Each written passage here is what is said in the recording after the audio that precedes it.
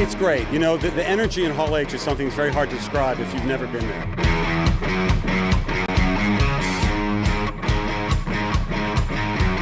I watched Mark Ruffalo turn from Bruce into Hulk. Jen's transformation is so very different from his. She retains her consciousness. I love Titania. I know you're not supposed to, but I'm obsessed with her from back in 1984 when she first hit the Marvel scene. What would happen? How would I feel if one day, completely unasked for, I suddenly got turned into a Hulk and had superpowers, and now everybody wants me to be a superhero or an Avenger? I'd be furious. I would be like, I'm too tired. I don't have time for this. I got a lot on my plate already. You think I can juggle, like, my parents with the job that I have, and then you want me to be a superhero? No, thank you. Hard pass. But, you know, this is the kind of thing where you can't pass on, so then she has to really deal with it. Nikki's rad, very based in love, and kind of like her love language with She-Hulk and Jen Walters is just to kind of always make her laugh. I love Nikki so much. I just think there's a lot to relate to in it at the same time as it really, like, pokes fun at things that we've seen over the years and, you know, has a good time. It has a lot of fun. I'm so excited for all the cameos. We have made a smart, funny, interesting, challenging, divisive show.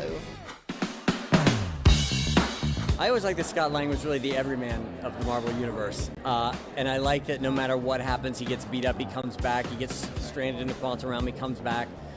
He's really kind of the linchpin of defeating Thanos, I think that's fair to say, in Endgame. He kind of is a bit of an everyman, and that he's, you know, his struggles are relatable, even though his circumstances are somewhat extraordinary.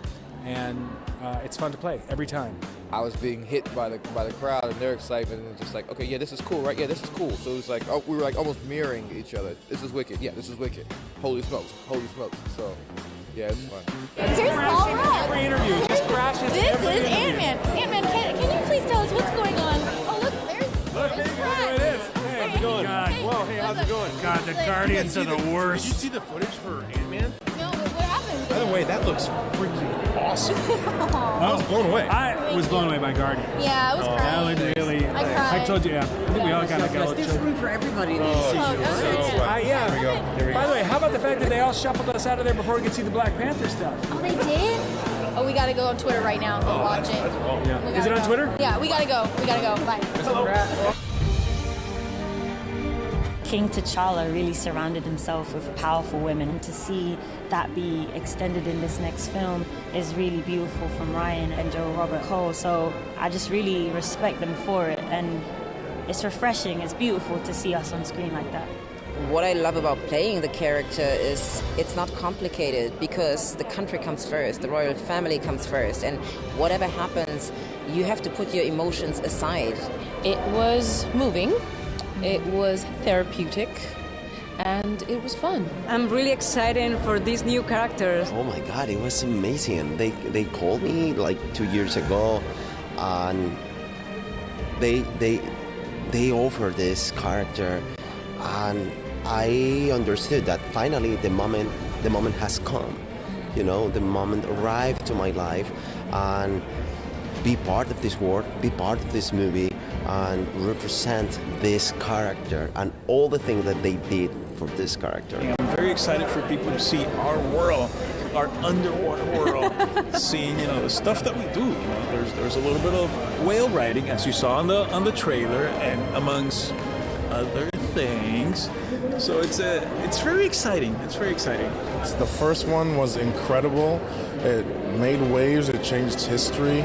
And the second one is doing something completely different, and that's also yet to be seen exactly what that is until we see the impact of it. But it's the consistency of excellence. It's like we did something special and we're doing something special again. I think it's one of the more intense projects that Marvel has taken on, because literally the audience and the characters within the show aren't going to know if that person is really who they say they are. And so it will be like a pretty constant guessing game, I think, for the audience as they watch it. I love these characters, and I get to tell their full, complete story. This is the end of this group of the Guardians, their journey, and it's a complete story that goes back to when I wrote the the beginning of the first movie and where that comes from. So it really is one complete story. So I'm just fulfilling these characters' lives. I don't have to do anything to like keep it fresh because I love them and I love telling these stories. Concluding this saga has been incredibly emotional in a way that I didn't entirely expect it to be. It's been beautiful. I love it. I wouldn't trade it for anything I've ever done in my career. Adam, as you know, was kind of teased at the end of the second movie. So to kind of, explore his introduction in the third has been really, really fun. Nebula, had a very cathartic experience with the death of her father, Thanos, who was the source of all of her anger and pain. So now that he's gone, I think she can start to develop the personality that maybe she was meant to have a little bit, where it's like, there's more levity, maybe there's a little bit more lightness and some humor even. But she's still a little bit of an angry, mean person as well. It was super exciting because I was able to either go on stage and do it with a mock-up or do it as a voiceover, and I could have never missed a chance to go there and meet all of these incredible actors and James himself. So I used every single moment to be out there and see how they're doing it, because it's actually a true acting to imagine all of the things that are happening. So I was there and I had the time of my life. I was thinking about the fact that there was actually more interaction between Nebula and Mantis, which is good because we love each other in real life, me and Karen. It was nice to actually talk to each other in the movie. I was backstage and I got to see the trailer for the teaser, and I just went, am I in this? And it was so typical James Gunn, so emotional when the music kicked in, and I was like, wow. And then stepping on stage and seeing those fans just look at you with like he's arrived was amazing. There's so much more to discuss and so much more to unveil, and we didn't want to talk about everything today.